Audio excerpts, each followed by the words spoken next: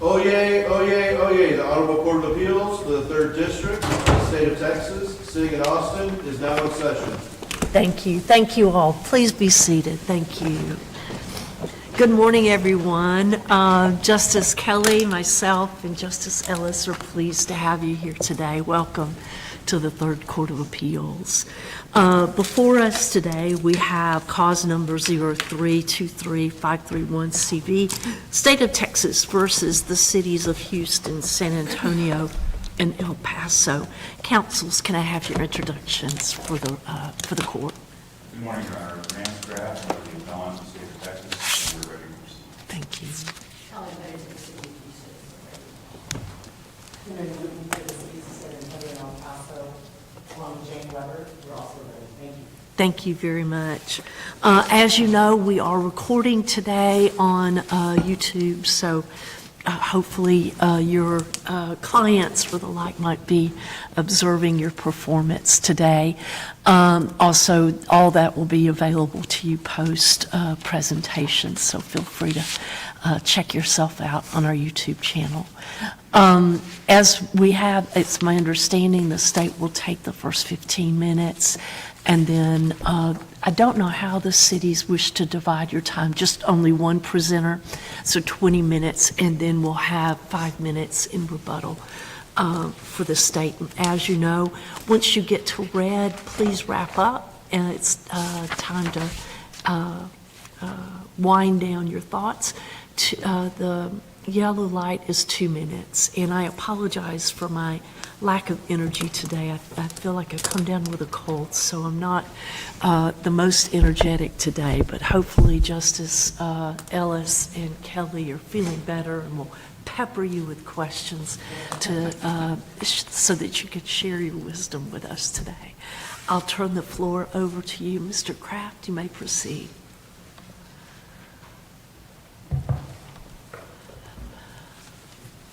Thank you, Chief Justice Byrne, and may it please the court. Yes. The court should dismiss this case for lack of jurisdiction for the simple reason that it was brought against the wrong defendant. Our Supreme Court has held that one may not bring a constitutional challenge to a statute against the state of Texas unless there is an enforcement connection between the challenged statute and the state itself.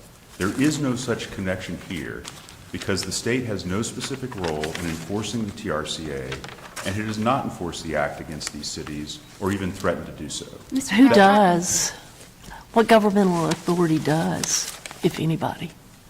So And I apologize, Justice. the statute does not assign any enforcement authority to any particular governmental entity or agency. What they have claimed is that essentially everyone has enforcement authority because everyone could be a person within the definition of person under the Act who could sue under the Act. But if that were enough, that would mean that they could sue everyone in this courtroom or anyone in this courtroom and bring the same lawsuit. Now that seems intuitively wrong. The legal reasons why it's wrong are the doctrines of rightness, standing, and as to the state, sovereign immunity. But turning back to the Chief's question then, who, if anyone, from the state's perspective, has the authority to enforce this? So From as your far as who perspective. has the authority, it would be anyone who is a person as defined by the Act and who has a claim that they've been injured by a preempted ordinance and could bring a cause of action. But enforcement authority is not enough to establish an enforcement connection for purposes of rightness and standing. Because as this court said in the Trinity settlement case, there has to be an imminent or sufficiently likely enforcement action in order for a suit to be right. So they would have to bring this suit or a suit, if at all, against somebody who had at least threatened to enforce this against them, and that's not the state of Texas. But doesn't this act represent a new type of legislation to which traditional standing concepts don't apply? Legislation where enforcement is outsourced to these private third parties by enabling them to bring suit, and then what happens at that point? Well, traditional standing principles do apply here. Again, I mean, Trinity settlement was also a pre-enforcement suit, And in that case, there was no question that the person they had sued, the State Securities Board, had authority to enforce that act, and in fact had enforced it against others.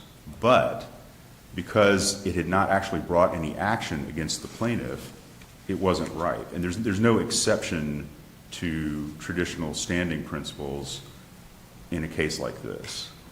Now, it may be, and this is something that maybe goes to your question, that the Supreme Court recognized in Mouth, which is that standing doctrines sometimes make statutes frustratingly not amenable to constitutional challenge. But nonetheless, they are limits on court subject matter jurisdiction, and it is their burden to prove that they have standing in order to bring it. So in essence, they have to wait for the 1,000 tiny cuts. You know, citizen A brings a lawsuit against Houston, citizen B brings a lawsuit against El Paso because they're upset about this or that, and it's going to take these 1,000 lawsuits against these cities before the issue of constitutionality can be addressed related to this statute? No, it would not. First of all, as far as waiting goes, the statute does require that anyone who has a claim against them would have to give them notice 3 months in advance before bringing a suit. So that would arguably be a threat against them, and that would be a sufficient threat of an enforcement action to support rightness and standing. But if you're asking, can't they bring some lawsuit to get some sort of global peace as to the constitutionality of this statute on its face, then no, I think there is not such a lawsuit because of the nature of the act. Okay, so it is going to be death by 1,000 cuts for the cities, right? I don't think they'll have to wait for 1,000 cuts. So in the example I gave where someone gives them notice, they could preemptively sue on the basis that they have a threatened injury against that person and could raise the constitutionality of the statute in a case like that. Or if someone sues them, they could raise it defensively. And in fact, that's already happened in a case that is in the Dallas Court of Appeals. There's a case involving an organization that has sued the city of Dallas over its short-term rental ordinance. And it's brought several claims, one of which is that that ordinance is preempted by this law. And Dallas defended that lawsuit by saying, one, it's not preempted, but two, if it is, this act is unconstitutional. Now, the Dallas Court of Appeals, the panel didn't reach that because it struck down the ordinance on due process grounds. But it is an issue in that case, and there's now a pending en banc petition in that case. But that is how this can be litigated. So it's not just they can never litigate the constitutionality of this act.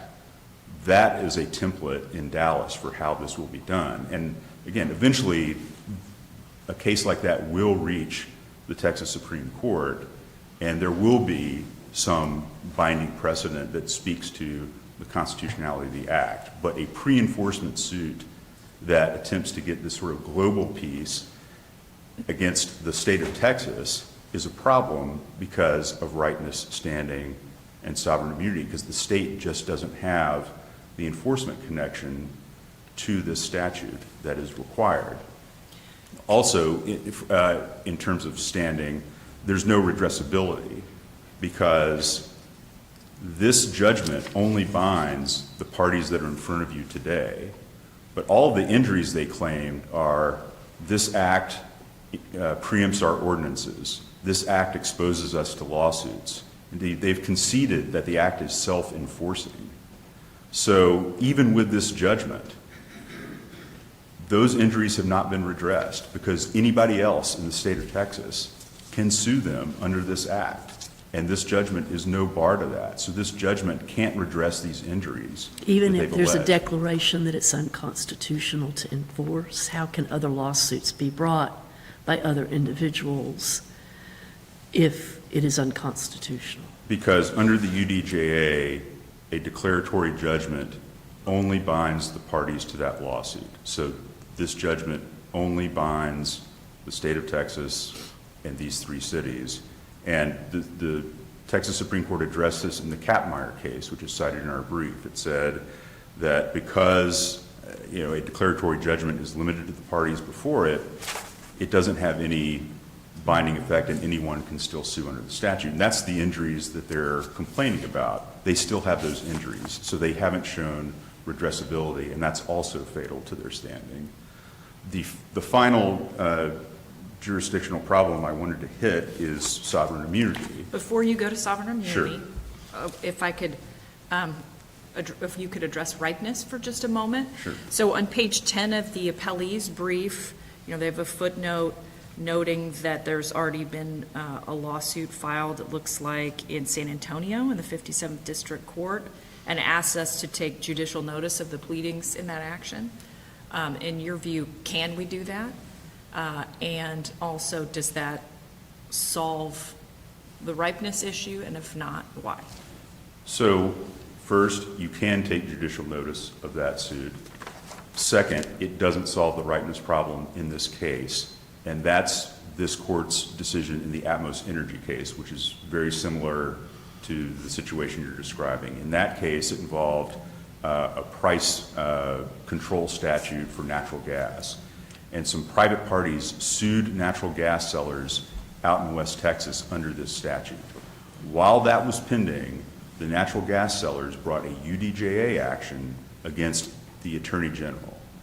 And this court held that that suit was not ripe because the Attorney General had not threatened to enforce that statute against those plaintiffs. And the fact that somebody else in another lawsuit had sued them under that statute was irrelevant. And it was a very similar lawsuit. They said, we want declarations that the statute doesn't apply to us, and if it does, it's unconstitutional. And in Atmos Energy, this court said, you can't bootstrap some other lawsuit to create ripeness vis-a-vis the Attorney General or the state.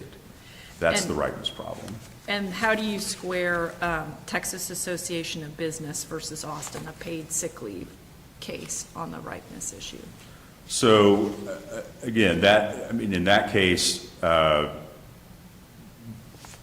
just because the state of Texas had intervened in that lawsuit and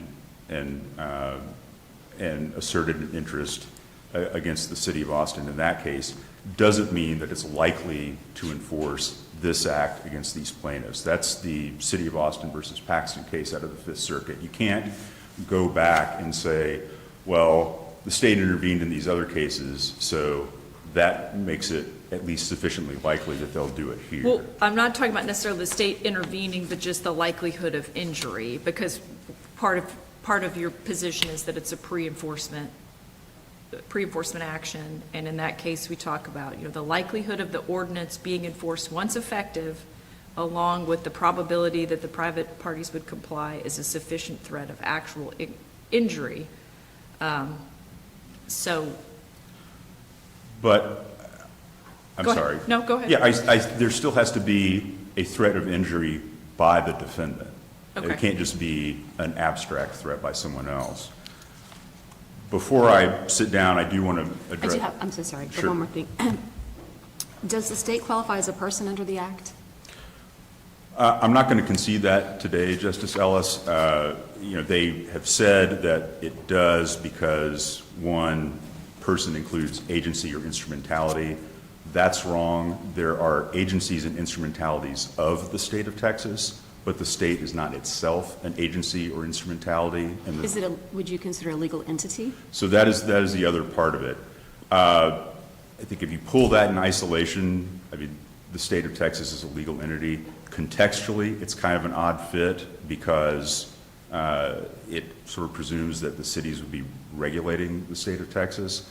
But I don't think you have to decide that in this suit, because even if you assume for the sake of argument the state is a legal entity and therefore a person who could sue under the act, it's not enough for rightness and standing or for the UDJA that they could sue. They have to have at least threatened to sue, and they haven't done that. The state hasn't done that to these cities. So turning to the merits, that Most of the arguments here are about the Home Rule Amendment, and they've really made three main arguments. All of them are foreclosed by the City of Laredo case. First, they argue that there has to be a direct conflict between state law and federal law. We can't preempt a field.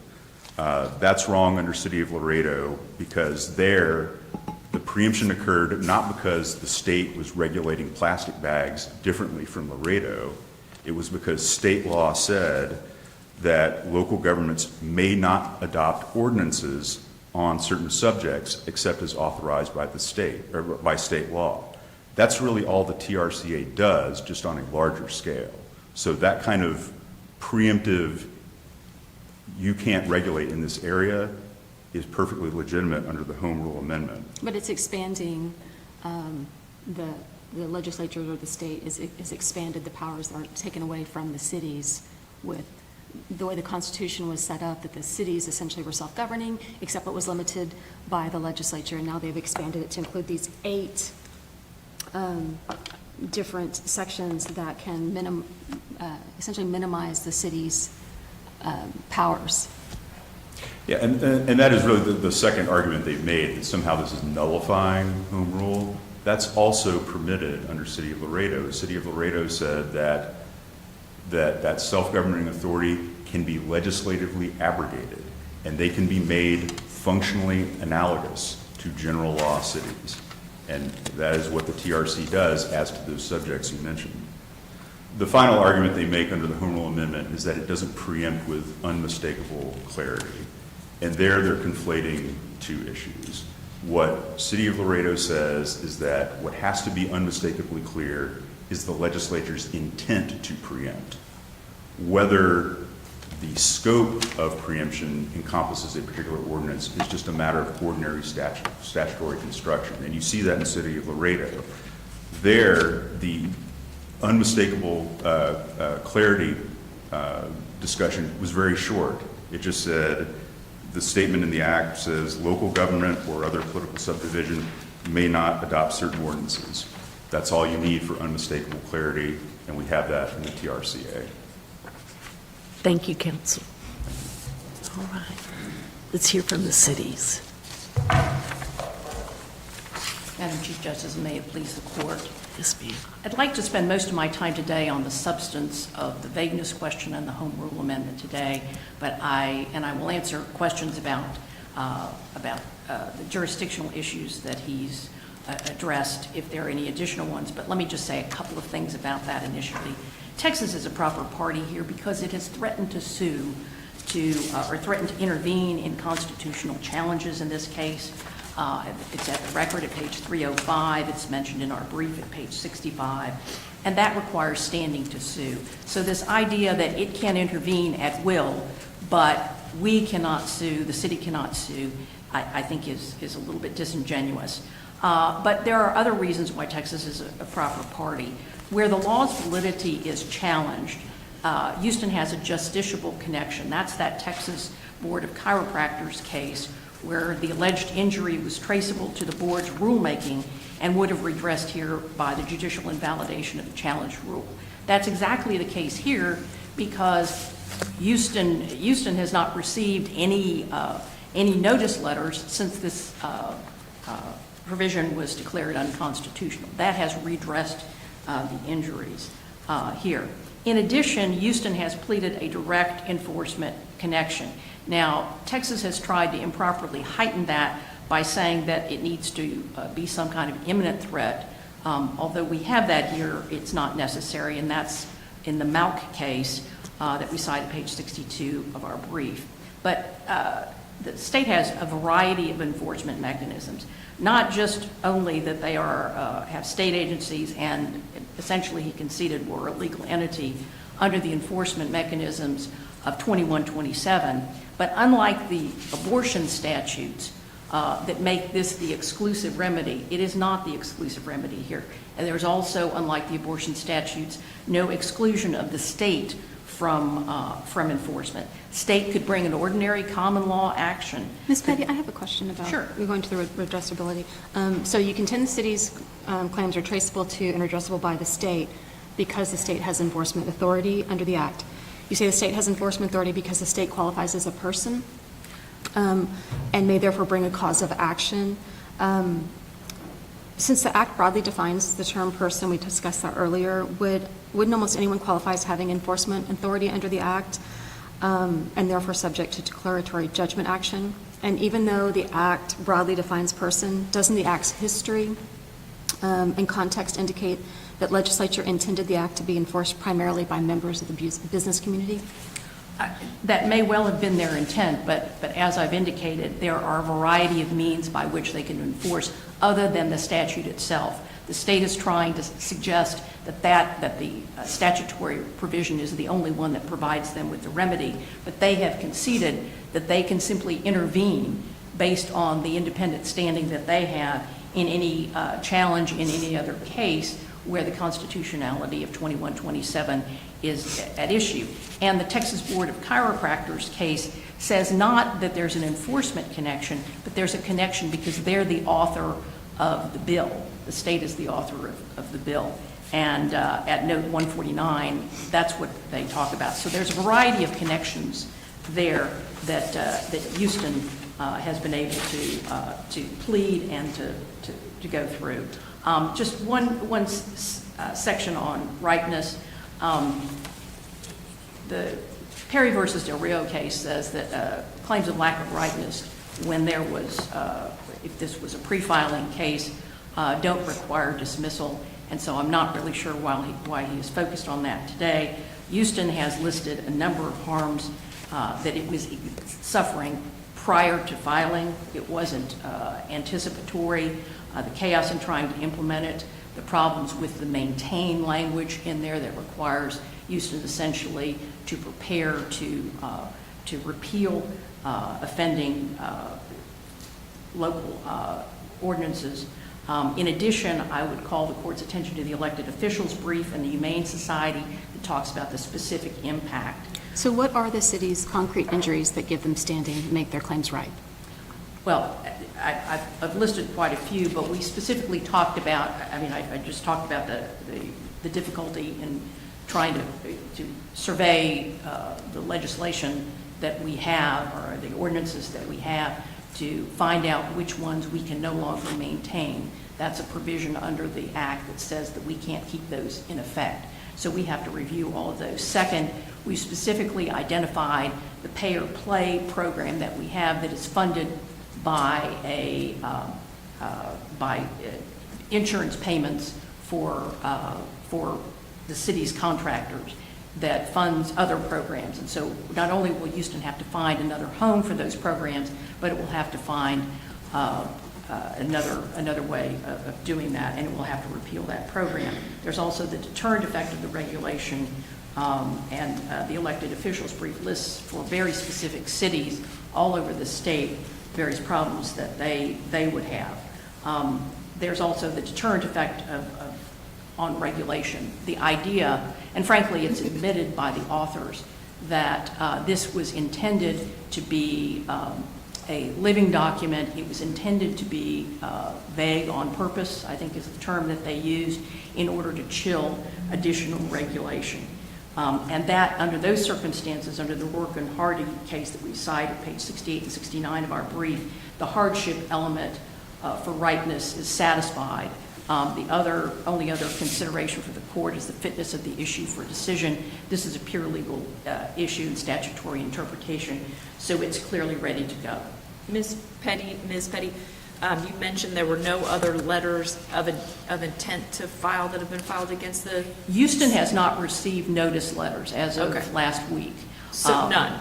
So none. Okay. And we believe that that is directly traceable to the fact that we filed this lawsuit, we had the provision declared unconstitutional, and we let everybody know that we had had it declared unconstitutional. So currently, is there only one letter, only one lawsuit affecting San Antonio that's been filed, or letter of intent that's floating out there against the cities? That's the only one I'm aware of, but if there have been those sent in other cities, if somebody doesn't call us about those, there's not really a central repository about that. But I think this goes to the redressability question, is that by bringing suit against the state of Texas and not some random person who might be qualified as a person under there.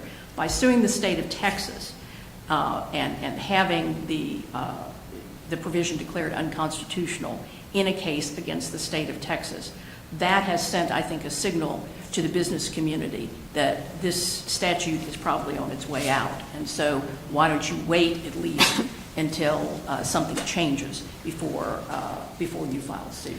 What of Mr. Kraft's argument that there will be a vehicle and one's already in the hopper, so to speak, in Dallas for challenging this suit, but, you know, that would be the more appropriate vehicle for this type of constitutional challenge than a pre-enforcement challenge that's being litigated here? Well, Your Honor, I mean, we're really no longer a pre-enforcement challenge. We're kind of under kind of the Perry versus Del Rio. This went into effect 2 days after the court declared it unconstitutional. We did not get an injunction. We did not seek an injunction. And so we're dealing now with a slightly different situation. But even though we filed it pre-enforcement, we identified existing harms at the time, and it's well settled in Texas jurisprudence that cities do not have to wait until the sky falls, particularly in situations like this where they are charged with enforcement. One of the things you didn't hear Mr. Kraft talk about was the Newtsy line of cases, Newtsy, Neely, Wilson, Proctor line of cases that say that cities who are charged with implementing statutes, as Houston has, or Houston is, must have the opportunity to challenge the constitutionality of those statutes, and often before they go into effect, so that Houston can avoid, for example, paying all the fees. Not only are we going to be sued, but the city will have to pay the fees in those cases. And so cities under that line of cases, which the only thing I think they've argued on those is that somehow they're no longer in effect, but that's not an effective argument because they clearly are. City has a right to get a pre-enforcement challenge and not to have all the harms of the statute fall upon it before it gets decided. And particularly decided in a case against the state of Texas so that we'll have wide play. With that, I'd like to, if I may, turn to vagueness. I'm sorry, Sure. I want to make sure, I have 2 more questions to make sure I get in. So you contended that the justiciable controversy exists because cities may not enforce or maintain any local enactment that is preempted under the Act's terms. Can you provide a few examples of local enactments the city would like to but can't enforce because they are preempted? Well, the example that we give in our brief is our pay-or-play ordinance. And that is one in which the city requires that city contractors either provide workers' compensation insurance or pay into a fund that would pay that. That money is not only used for insurance, but it's also used for other purposes. Under 2127, which affects the labor code, we believe, although it's hard to tell because the statute is so vague, we believe that that statute would be one of the ones that would be affected. And so we would not only have to find another way to make sure that city contractors were insured, but also find a new home and new funding for the programs that the pay-or-play provision the pay-or-play provision funds. So that's just one example. But again, I think the court, Do you have any other examples? well, the Humane Society, for example, filed an entire brief on the question of regulating animals. And it's an excellent brief, and I commend that to you. That's one of the things that they would not be able to do. And the problem with the maintain is not only would those be considered preempted, but cities have an affirmative obligation, we believe, under 2127, to take that stuff off the books, just to salt the earth. And that's the problem that is primarily focused on the pre-enforcement problem, is cities are having to, before it ever went into effect, having to go through all of their ordinances, charter provisions, which require votes, public votes, to figure out how they're going to get these things off the books, purge everything that's preempted before it goes into effect and they're subjected to a lawsuit. And I know you want to get to vagueness. I have one more question. That's fine. It's okay. This is yours. If the court is inclined to sustain the state's first issue on ripeness or standing, should the cities be afforded the opportunity to replead? Yes, because the ripeness issues and the standing issues that they raised were all raised newly on appeal. They've had a number of lawyers change, but they've changed their arguments both times, and so the city should have an opportunity to do that. However, I think that between the Patel case, the Perry versus Del Rio case that we cite at page 67, the El Cenizo case, Texas versus United States case, where there was no ripeness challenge, where cities were required to implement challenge law. We cite that at page 71 of our brief, note 185, that the court really shouldn't consider sustaining that point on ripeness, because the case is ripe, and if it was not ripe when filed, it is ripe now, and under Perry Del Rio, that is not a basis for dismissal. And But- counsel, may I Court's going. ask, you've used the word implement numerous times, and on page 6 of the state's reply, they state the following: but as the state explained, the cities do not implement the TRCA in the relevant sense because they are not charged with taking affirmative action to give it effect. How would you respond to that? Because you've used the word implement numerous times. It's dead wrong. I've spoken a bit during this argument about the maintain provision. Texas cities have to take affirmative action to review their ordinances and charters to determine if they are maintaining any preempted provisions. And so that's number one. Number two, with our pay or play, as a practical matter, cities are having to look at the regulations that they may view as preempted and have to find new homes for their programs. For example, there's a healthcare program that the pay or play provision enforces. We have to find a new funding source for that. So I find it ironic that the state is so precise on its interpretation of implement and so narrow in its interpretation of implement, and yet it wants the court to say that there's nothing vague about the rest of 2127. And what if Houston scours its charter and ordinances and misses one? I mean, what is your concern in that regard? Our concern is that we will then be sued. And if we miss, and we will miss some because of the vagueness of the statute. You know, it's hard to know what a field occupied by a provision of a listed code is. And so the problem here is the chilling effect that will have on Houston from either maintaining regulations that are close to the line or in enacting new regulations that might also be close to the line. And that's the problem with not satisfying the unmistakable clarity standard that is required of preemption statutes and that 2127 so badly violates. And with that, I'd like actually to talk about that. The unmistakable clarity provision, or the unmistakable clarity standard, is one that applies to preemption statutes.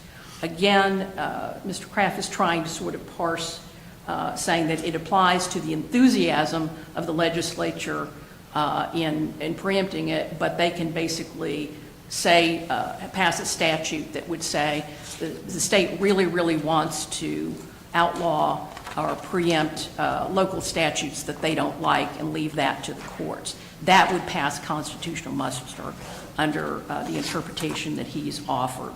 Again, these are arguments that were raised for the first time on appeal. The statute doesn't define what a field is.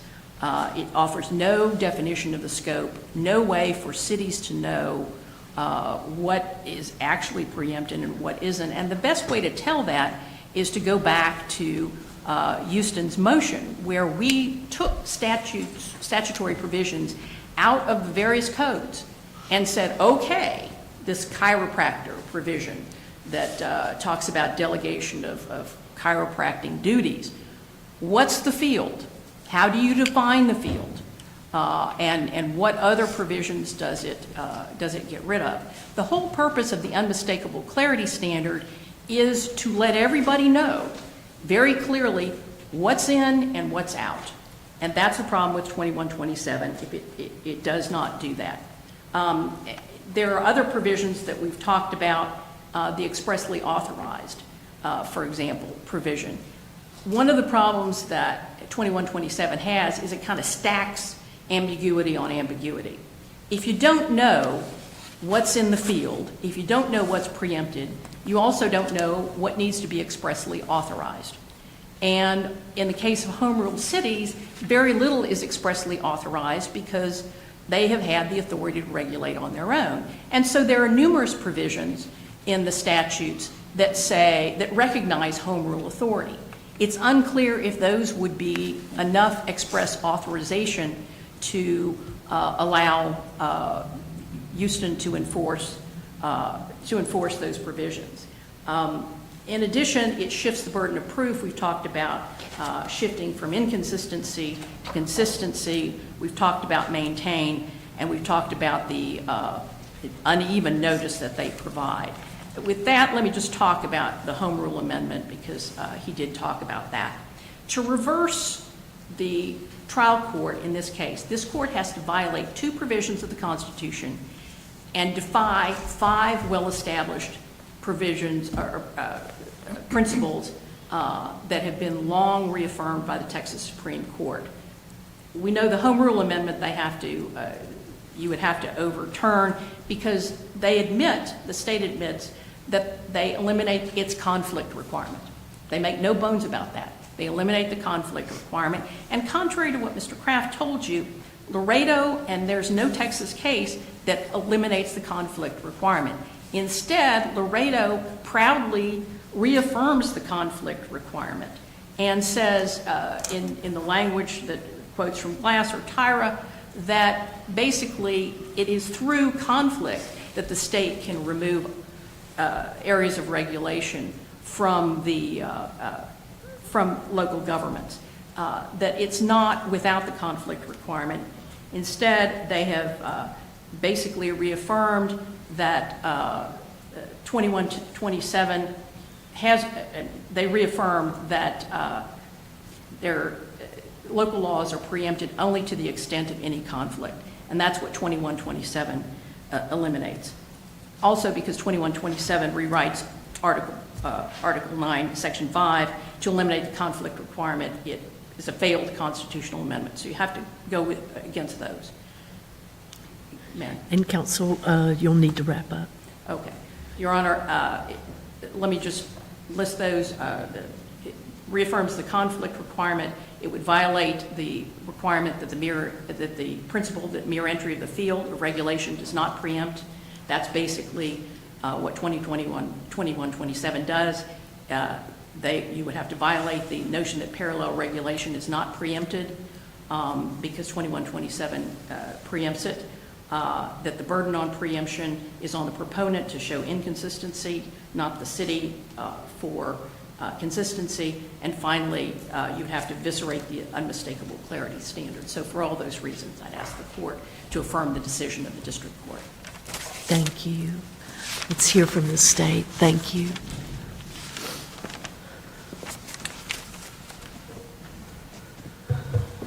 Thank you, Your Honor. Mr. Kraft, will you respond to the city's argument that the state has already threatened to intervene, and I believe they gave a cite to 305 in the record? Yes. So what they're referring to is a statement that was made that the Attorney General would intervene to defend the constitutionality of this statute. That's not a threat by the state of Texas to enforce this statute. For one thing, the Attorney General and the state are not interchangeable. As the Supreme Court explained in the Volkswagen case, we don't have a unitary executive. So you can't just mix and match members and agencies of the executive branch. So the Attorney General's vow to intervene doesn't say anything about the state of Texas and what it might do. But moreover, defending the constitutionality of a statute is not enforcing it against a city. It's just saying the statute is valid. So the state has not threatened to enforce this statute in any way. And all of the harms that Ms. Petty mentioned when she was up here are all traceable to the statute itself, not to the state of Texas. And what I heard were really three reasons why they think they can nonetheless proceed against the state of Texas. One is the intervention argument that Justice Kelly just asked me about. Again, that is invalid. Second, the chiropractic board case, that is really just an attempt to dodge what Malk says. In the chiropractic case, the court said there was sufficient enforcement authority because this agency had been tasked with adopting rules to enforce a statute, and that was enough of an enforcement action. But they're relying on that for you can sue the author. Malk says very clearly you cannot sue the state of Texas merely because the legislature enacted the statute. They do rely on Malk for the enforcement argument as well. Malk is a little bit different because there the state had no enforcement authority, so the court could stop there. But enforcement authority, while it may be necessary, it's not sufficient. You still have to have threatened to use that authority against the plaintiff, and the state of Texas hasn't done that here. Can I hop in for one moment? Would you address Justice Ellis's question to your friends on the other side? If we find that there is a ripeness issue or standing issue, should the plaintiffs be given an opportunity to replead? No, because they haven't shown how they would cure that problem, and it's not curable vis-a-vis the state of Texas. And we know from the Supreme Court's decision in Mattson versus McLean that the allowance for repleading is not a license to go file a new lawsuit. It's to cure allegations that are insufficient. And here, I mean, we're dealing with legal issues, and there's simply no legal basis to sue the state. There wasn't when they filed this, there isn't now. And all of these, and to the extent they're relying on what I heard Ms. Petty to say is, we've raised these jurisdictional arguments for the first time on appeal, that's not correct. We raised rightness and standing and sovereign immunity in our motion to dismiss. Those are all in the record. How does one get rid of an unconstitutional statute if you have to do it by the onesies, responding with an affirmative defense to Ms. Smith in El Paso and to, X Corporation in Houston? How do you stop the bleeding? Is there any way, if a court in Houston determines it's unconstitutional and a court in Dallas determines it's unconstitutional, does it just have to trickle up to the Supremes? Is that your answer? I mean, you can't do a one and done. State of Texas, you wrote it, or the legislature did, and we should be able to get rid of it in one fell swoop. You certainly cannot rely on the fact that the legislature wrote it. That's what Malk says. Again, I understand the question that they would like to get some sort of global peace as to the constitutionality of the statute. That can't happen in a statute like this. Now, most statutes that we have, it can happen because there's really only one state agency that's enforcing it, so you sue the only agency that could actually enforce it against you, and you get some ruling on the constitutionality. For this, it is going to have to be litigated and go up to the Supreme Court before we get some kind of final binding disposition on the constitutionality of the statute. Because the state delegated their authority to enforce to every Tom, Dick, and Harry in the state. The state didn't delegate that authority. It just created a cause of action for anyone who's been injured. The state, I mean, this was never the state statute to enforce, particularly because it's about trade and commerce. It's not, so that, I mean, that is the real reason why it's been given to individuals to bring a cause of action under this statute. But you're not conceding, or you're not saying that any of this, whether it be the Attorney General or any of the state agencies couldn't enforce this right? You're not willing to make that statement. I'm not going to make that disclaimer, but as we pointed out in our brief, the lack of a disclaimer is not proof of a ripe injury or standing. Any such suit that you've described is purely speculative at this point, and that's just not enough to sustain jurisdiction in this case. Thank you, counsel. Thank you, Your Honor. The court will stand in recess, and this case is submitted. Thank you very much.